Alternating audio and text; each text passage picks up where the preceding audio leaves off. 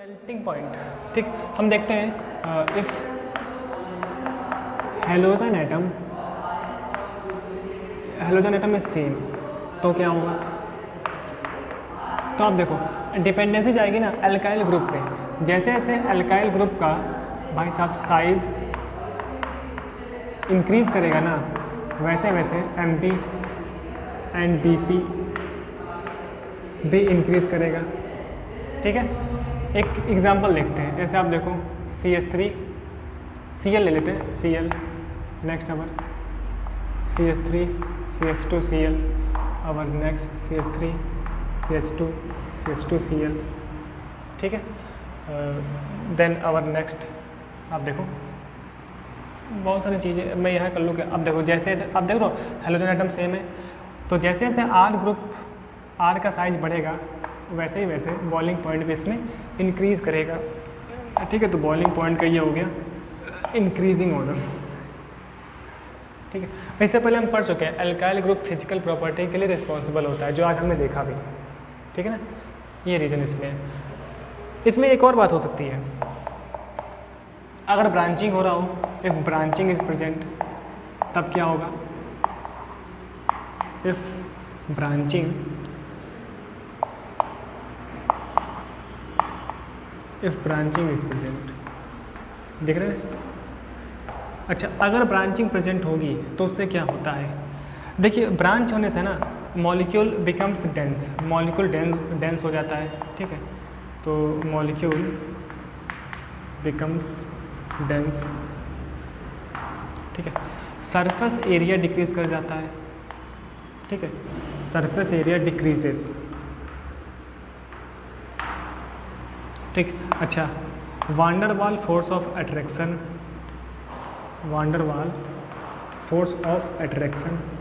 and is also decreases.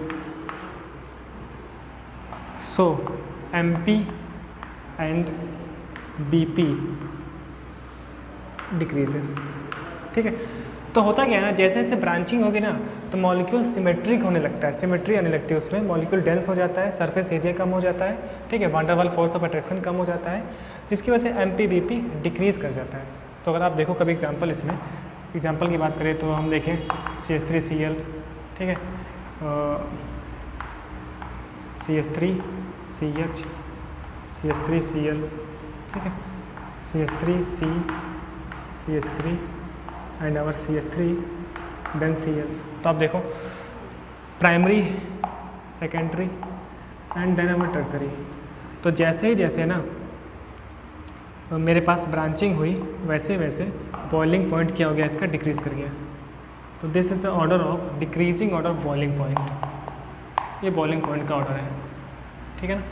अच्छा, इसमें क्या हुआ था, जैसे जैसे R ग्रुप इंक्रीज करता है वैसे वैसे BP बढ़ता है ना। और यहाँ पर देखो आप, जैसे जैसे हेलोजन एटम का साइज इंक्रीज करता है वैसे BP बढ़ता है। लेकिन अगर मेरे पास ब्रांचिंग होती है तो मॉलिक्यूल सिमेट्रिक डेंस जो वगैरह ये सब रीजन की वजह से, ठीक है, ब्रांचिंग बढ़ी तो मेरे पास बॉइलिंग पॉइंट क्या हो गया, डिक्रीज़ कर गया आपकी बार। ठीक है, तो ये रीज़न हो गया। तो ये बात करते हैं हम लोग मेल्टिंग पॉइंट की एंड बॉइलिंग पॉइंट की। ठीक है, तो इतना आप लिख लो। एक पॉइंट हम लोग लिख लेंगे, फिर इसको भी लिखेंगे आराम से। तो आप इसमें लिखना जरा, हेडिंग लिखते हैं हम लोग MP एंड BP। ठीक है, Madhya Pradesh and blood pressure. ठीक है, ऐसे याद रखते हैं इसको। इसके नीचे लिखेंगे हम लोग higher boiling point than parent alkanes. ठीक है, higher boiling point than parent alkanes. ठीक है, एंड देन, ठीक है, फिर इतना आप लिख लो, ये सब लिख लो। शॉर्टकट में चीज़ें चल रही हैं हमारे पास, है ना। अगर R ग्रुप सेम होता है तब क्या होता है, अगर R डिफरेंट हो जाएगा तब क्या होगा, ब्रांचिंग वगैरह होगी तो क्या होगा। ठीक है, तो इतना आप लिखो। फिर हम बात करते हैं सॉल्युबिलिटी को लेके।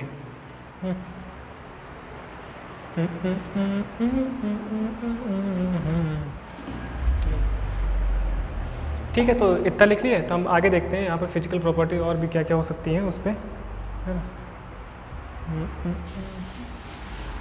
अब देखिए MP BP के बाद जो मेरे पास सबसे ज़्यादा इंपॉर्टेंट है ना, जो हम चेक करते हैं हमेशा सॉल्युबिलिटी को लेके। अभी हमने बात की, हमेशा सॉल्युबिलिटी को लेकर पंगा रहता है कि सॉल्युबल है या नहीं है। ठीक है, अब सॉल्युबिलिटी के पीछे ना एक रीज़न होता है हाइड्रोजन बॉन्डिंग का। ठीक है, सबसे पहले हम बात देखें ना कि alkyl halides polar in nature है। कैसे हैं? पोलर इन नेचर, ठीक है, लेकिन फिर भी ये वाटर में इनसॉल्युबल है, वाटर में है ना, इनसॉल्युबल इन वाटर। ठीक है, हम लिखते हैं इनसॉल्युबल इन वाटर। देखिए हम जानते हैं कि वाटर मेरे लिए एक यूनिवर्सल सॉल्वेंट है। ठीक है, वाटर मेरे पास आयंस के फॉर्म में ब्रेक होता है, जैसे कि H+ एंड OH- के फॉर्म में। तो अगर आयनिक कंपाउंड होगा ना तभी वाटर के साथ हाइड्रोजन बॉन्डिंग कर पाएगा। हाइड्रोजन बॉन्डिंग काफ़ी इंपॉर्टेंट है सॉल्युबिलिटी के पर्पज़ से देखें हम तो। ठीक है, अगर मेरे पास आयनिक कंपाउंड है, आयंस में ब्रेक होता है, तभी वो वाटर के साथ हाइड्रोजन बॉन्डिंग कर पाएगा, है ना। हाइड्रोजन बॉन्डिंग कहाँ कहाँ होती है? फ्लोरीन से, ऑक्सीजन से, नाइट्रोजन से, है ना, इस तरीके से। तो यहाँ पर तो भाई साहब पोलर नेचर है, तो यहाँ पर है ना सॉल्युबिलिटी होनी चाहिए थी, एल्किल हैलाइड्स वाटर में डिसॉल्व होने चाहिए थे, लेकिन ऐसा नहीं होता है। ठीक है, क्या रीज़न है? रीज़न तो वही है ना, हाइड्रोजन बॉन्डिंग नहीं कर पाता है ना। सॉल्युबिलिटी के लिए होना चाहिए कि मेरे पास सॉल्वेंट के साथ कंपाउंड हाइड्रोजन बॉन्डिंग करे, या फिर वाटर में जो हाइड्रोजन बॉन्डिंग है उसको ब्रेक करे। ठीक है, लेकिन एल्किल हैलाइड ऐसा नहीं कर पाता है ना। तो हम लिख सकते हैं it can not break H bond, hydrogen bond. ठीक है, अच्छा एक कॉन्सेप्ट मुझे और पता है, लाइक डिसॉल्व लाइक का कॉन्सेप्ट। अगर ऑर्गेनिक वाला कंपाउंड है तो वो ऑर्गेनिक वाले कंपाउंड में ही सॉल्युबल होगा, डिसॉल्व होगा, है ना। तो ये जो मेरे पास एल्किल हैलाइड्स है ना, दीज आर सॉल्युबल इन, या फिर हम बोल सकते हैं dissolve in organic compounds, organic compounds मतलब जैसे अल्कोहल, फिनॉल, है ना, एंड ईथर, इस तरीके से। तो ये मेरे पास क्या हो गया? सॉल्युबिलिटी। सबसे पहली बात हम देख करते हैं वाटर में सॉल्युबिलिटी इनसॉल्युबल है। क्या रीज़न? हाइड्रोजन बॉन्डिंग नहीं कर पाता है। ठीक है, अच्छा लेकिन अगर ऑर्गेनिक वाला है तो ऑर्गेनिक वाले में ही डिसॉल्व होता है, ये बात मुझे पता है ना। हम देखते हैं डेंसिटी के बारे में, इसकी डेंसिटी का क्या चक्कर है। अगर आप डेंसिटी देखो ना तो हम देखेंगे कि आप एक बात देखो, है ना, RF जो है एंड RCl है। ठीक है, RF जो है ना वो lighter than LiGHTR, lighter than water, ये वाटर से ना लाइटर है। एंड जो RCl है ना, मैंने गलत लिख दिया, RF and RCl lighter than water. ठीक है, इसके बाद जो आता है RBr एंड RI। ठीक है, these are heavier than water. ठीक है, हैवियर देन वाटर। इस वजह से ना यहाँ पर जो डेंसिटी का ऑर्डर आएगा वो आप देखना, है ना। अगर हम देखें यहाँ पे ऑर्डर ऑफ डेंसिटी, बेसिकली मेरे पास डिक्रीजिंग ऑर्डर ऑफ डेंसिटी तो आता है। ठीक, RI इंक्रीजिंग है ये। ठीक है, RI, RBr, ठीक, RCl एंड देन RF। ये हो गया रीडिंग इसका, ऑर्डर ऑफ डेंसिटी। ठीक है, ये बात पहले इसमें लिखो। सॉल्युबिलिटी में बात लिखेंगे हम लोग, हेडिंग लिखते हैं सॉल्युबिलिटी। ठीक है, तो इसमें हम लोग लिखते हैं, क्या लिखेंगे? लिखते हैं RXR पोलर कोवैलेंट कंपाउंड्स। ठीक है, सॉल्युबिलिटी में हेडिंग लिखेंगे हम RXR polar covalent compounds but insoluble in water, because they can not form hydrogen bond,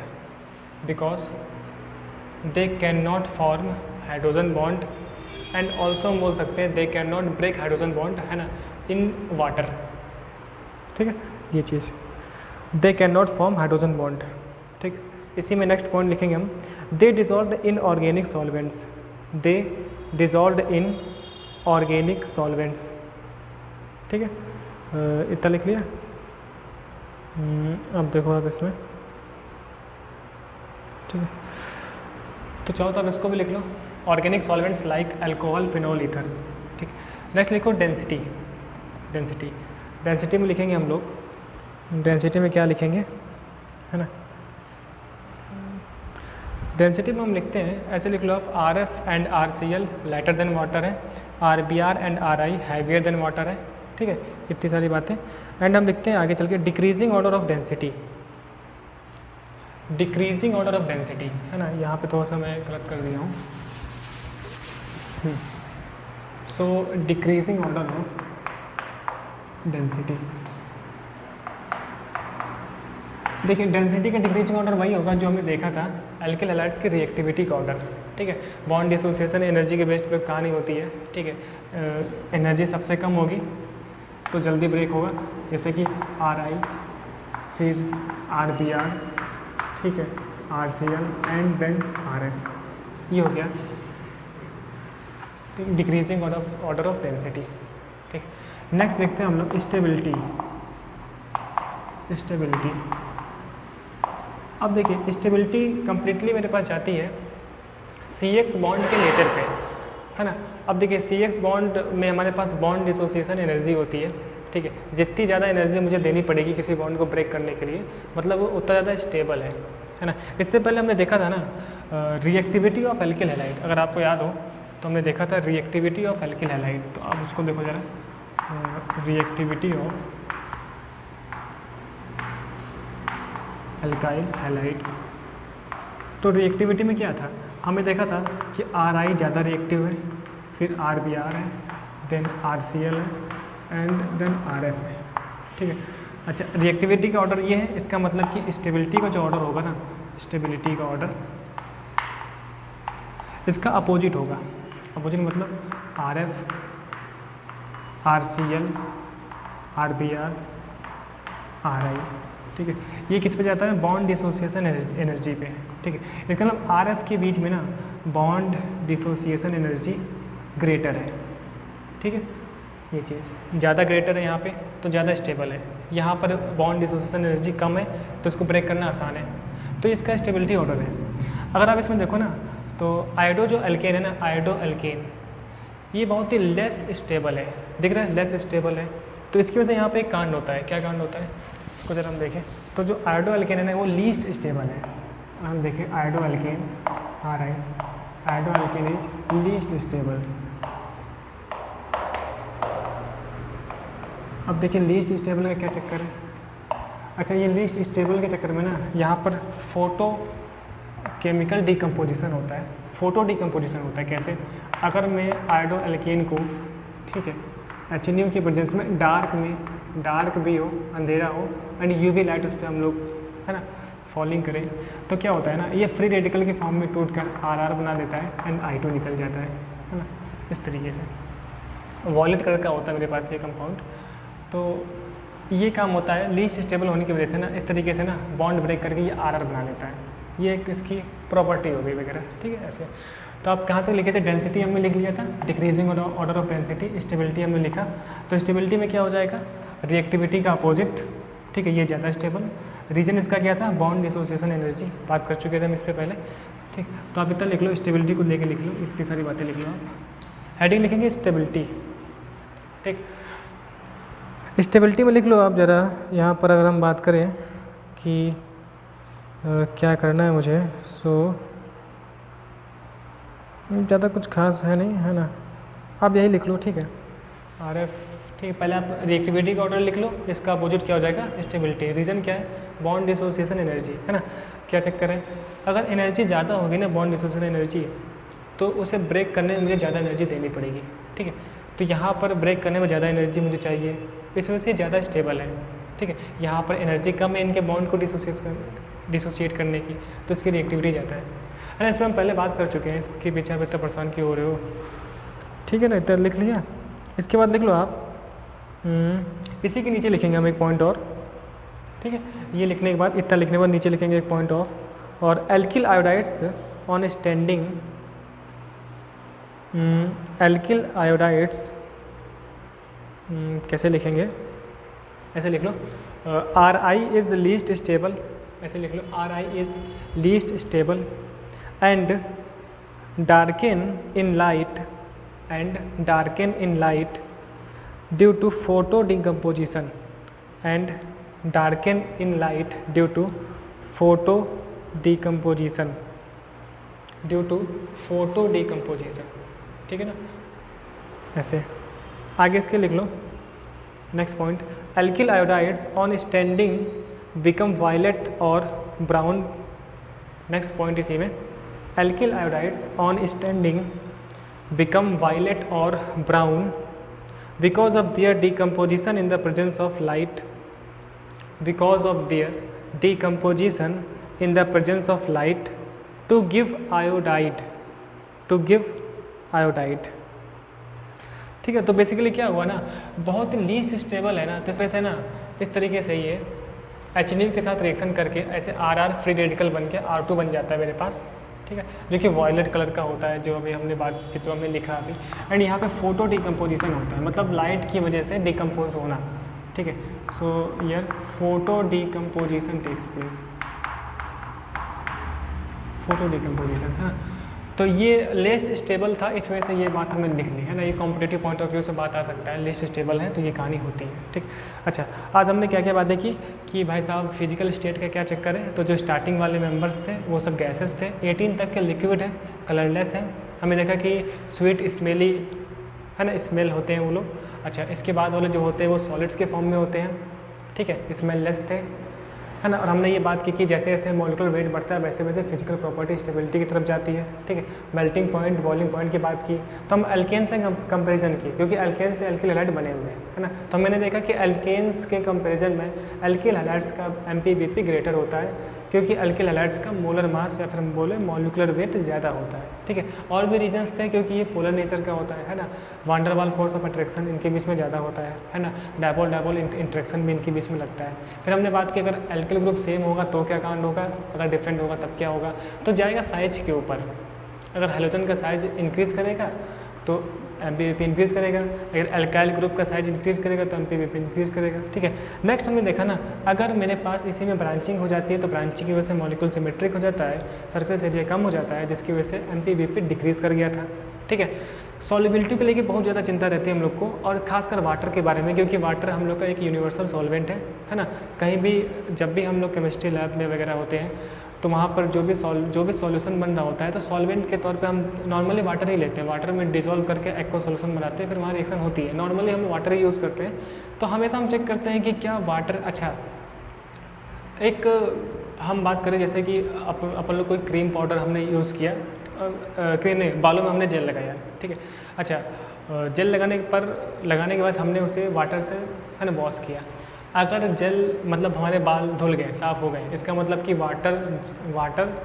jail water में सॉल्युबल था, ठीक है ना। तो इस वजह से वाटर के साथ काफ़ी ज़्यादा इंपॉर्टेंट है कि सॉल्युबिलिटी चेक की जाए। अगर मान लीजिए जेल जो हेयर जेल हमने यूज़ किया था वो वाटर के साथ सॉल्युबल नहीं होता, तो जितना भी हम पानी से धोते वो जेल लगा ही रहता है।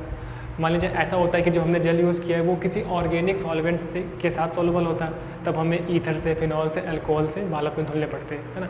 तो ये वाटर के साथ सॉल्युबिलिटी काफ़ी इंपॉर्टेंट है।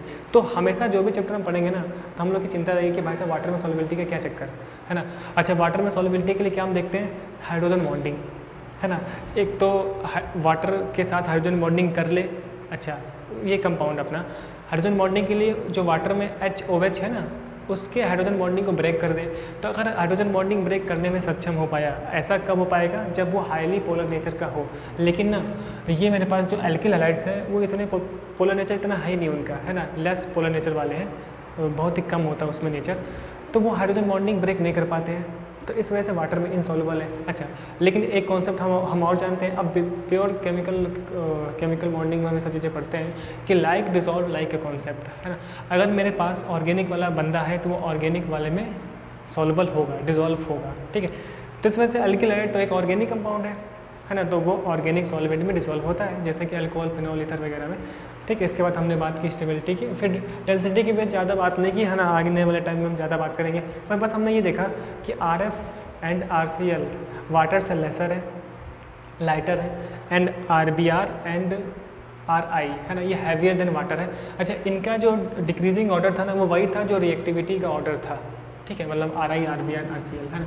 अच्छा, जैसे जैसे ब्रांचिंग बढ़ेगी ना वैसे वैसे डेंसिटी कम होती है ना। ये बात हमने यहाँ नहीं लिखी है फिलहाल, जैसे कि 1 डिग्री, 2 डिग्री, 3 डिग्री, तो 3 डिग्री वाला कम डेंस होगा। जैसे कि हम बात करें आयोडोमीथेन, है ना, मेथिल आयोडाइड, ठीक है, आइसोप्रोपाइल आयोडाइड है ना, tertiary iodide, tertiary butyl iodide, ठीक है।